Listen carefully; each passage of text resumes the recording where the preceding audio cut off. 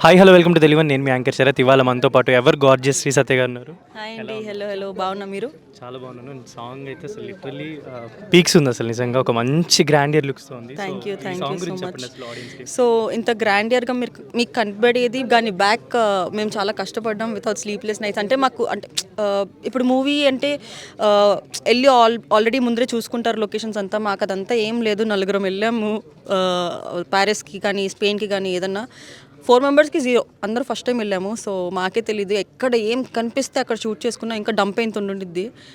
చేసిన shoot days 5 days అన్నా ఏమో మెహబూబ్ ఇష్టం అండి, నాకు తెలియదు. బట్ చాలా చాలా కష్టపడ్డాము. సన్ రైజ్ అవ్వకముందే వెళ్ళిపోయే వాళ్ళం.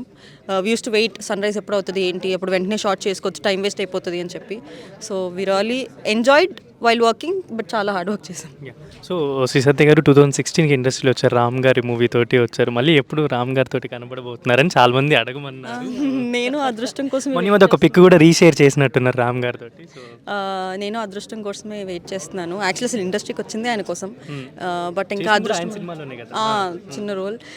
సో నేను స్టడీస్ అంతా ఆపేసుకొని ఇండస్ట్రీకి రావడానికి one of the main reason అయినే. సో రామ్ పోతినేని గారి. సో తెలీదు ఎప్పుడు వస్తుందో అదృష్టం, బట్ రావాలని కోరుకుంటున్నాను. సో శ్రీ సత్య గారు సాంగ్స్లో కానీ ఇప్పుడు టీవీ షోస్లో కానీ వీటన్నిటిలో చాలా బాగా పాపులర్గా, అంత మంచి ఫ్యాన్ ఫాలోయింగ్ ఆడియన్స్ అంతా ఉంది. ఎప్పుడు ఫుల్ ఫ్లెడ్జ్గా ఒక మంచి సినిమాలో చూడబోతున్నాం అంటే ఏం చెప్తారు? తెలీదండి, నేను వెయిట్ చేస్తున్నాను. సో తెలీదు, నాకే తెలియదు ఎప్పుడు వస్తానో. బట్ వస్తే మాత్రం డెఫినెట్గా చెప్తాను. సో అది ఒక డౌట్ అనమాట ఎప్పటి నుంచో చాలా మందికి. శ్రీ సత్య గ్లామర్ సీక్రెట్ ఏంటి అని చాలా మంది కనుక్కోమన్నారు.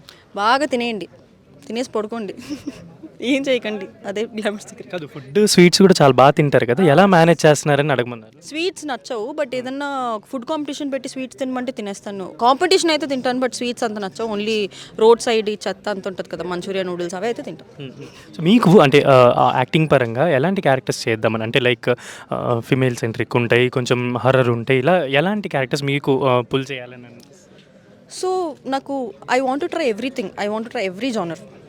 ఈ పర్టికులర్ జానర్ అనే కాదు, బట్ పర్ఫార్మెన్స్ ఓరియంటెడ్ అయితే నాకు ఇష్టం. అంటే అమ్మాయిదే స్కోప్ ఎక్కువ ఉండాలని ఏం లేదు. కనిపించి ఒక హాఫ్ అన్ అవర్ అయినా అబ్బా ఏం చేసింది acting, she's very like she's good, she's perfect in acting అని అనిపించుకోవడం నాకు ఇష్టం.